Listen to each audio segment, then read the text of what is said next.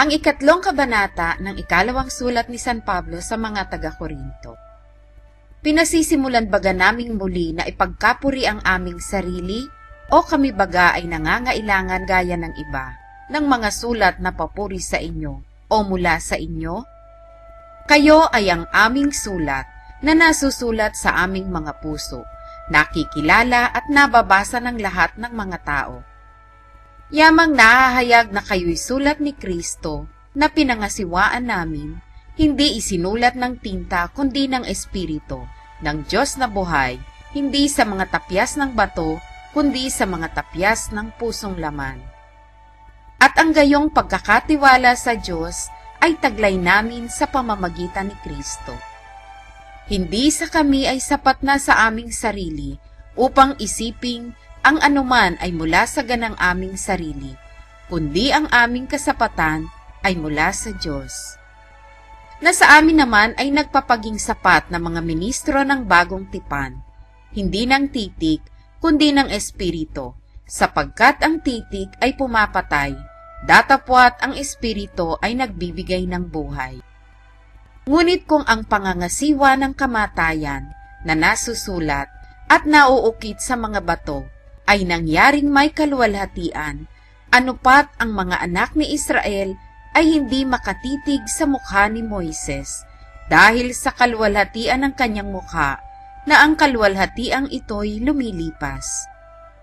Paanong hindi lalong magkakaroon ng kaluwalhatian ang pangangasiwa ng Espiritu?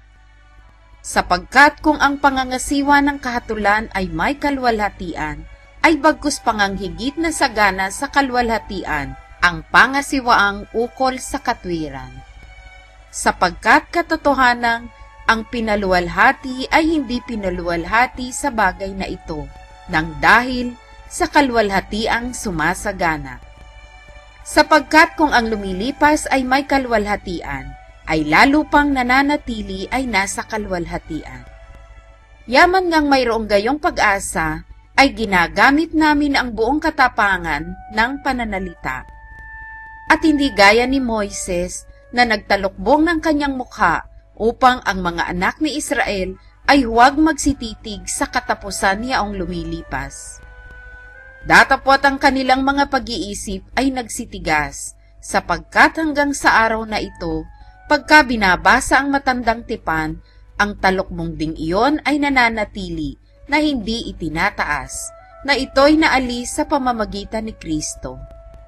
Datapwat hanggang sa araw na ito, kailanmat binabasa ang mga aklat ni Moises, ay may isang talukbong na nakatakip sa kanilang puso. Ngunit kailanmat magbalik sa Panginoon, ay maaalis ang talukbong. Ngayon ang Panginoon ay siyang Espiritu, at kung saan naroroon ang Espiritu ng Panginoon, doon ay may kalayaan.